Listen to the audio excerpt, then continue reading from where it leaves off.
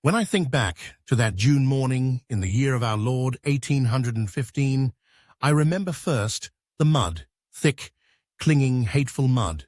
It had rained all through the night of the 17th, drenching the men, soaking the powder, and turning the fields around Waterloo into a swamp. Yet when dawn broke and I looked across that sodden valley towards the French guns, I knew the day would decide the fate of Europe. Napoleon was back. That, more than anything, was what weighed on every heart. The man who had once shaken the continent had returned from exile and gathered an army with frightening speed. His soldiers adored him. They would follow him to hell and back. I, for my part, had no wish to go there with them, but it seemed the task had fallen to me. Our army was a strange mixture.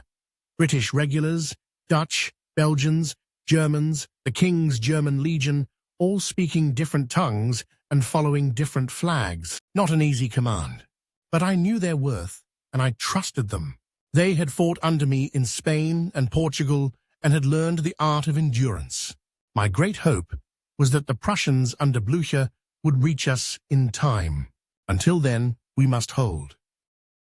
I placed my men along the ridge near Mont-Saint-Jean, with our centre anchored on the farmhouse of La Haye-Sainte and our left at Hougoumont, a fine, stout, walled farm that would become the very hinge of the battle. I remember saying, "Keep Hougoumont.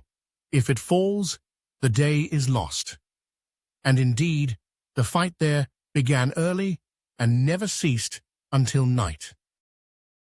By mid-morning, the French guns opened, and the roar was like the earth itself breaking apart. Their cannonballs tore through our lines, cutting men down like wheat. Yet the troops stood firm, silent, disciplined, the finest sight I ever saw on a battlefield. Then came the French cavalry, wave after wave, splendid in their armor, charging up that bloody slope. Our squares held. Those solid, bristling blocks of men repelled every charge. I rode among them, shouting encouragement, though in truth they needed none. La Haye-Sainte fell in the afternoon, and for a dreadful hour I thought the line would give. My aides were dropping around me. One had his arm torn away, another his horse shot from under him. At times I could scarcely see for the smoke. I sent desperate messages to Blücher. "For God's sake, hurry!" And then, at last, in the far distance, we heard it, the rumble of Prussian guns on our left. They had come. Still, Napoleon hurled in his Imperial Guard, his last reserve, the men he called the grumblers, veterans of 100 battles. They marched up the slope with dreadful steadiness, the tricolour flying above them. I waited until they were close, then gave the order. "Up, guards, and at them!" Our guards rose from behind the ridge and fired a volley that tore through the French ranks. The guard hesitated, then broke. It was the first time they had ever done so. The cry went up along our line. The guard gives way, and with that, the whole French army collapsed. When the sun set that evening, I sat in a small cottage, exhausted beyond words. Victory is a fine thing, but the price of it is terrible. The fields were littered with the dead. English, French, Prussian alike, brave men all.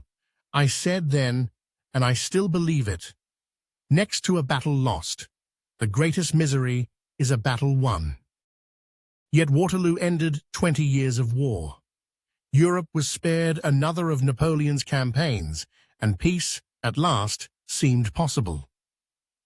I was proud of my men, proud of what they endured, but I have never gloried in that day. It was duty, nothing more, nothing less.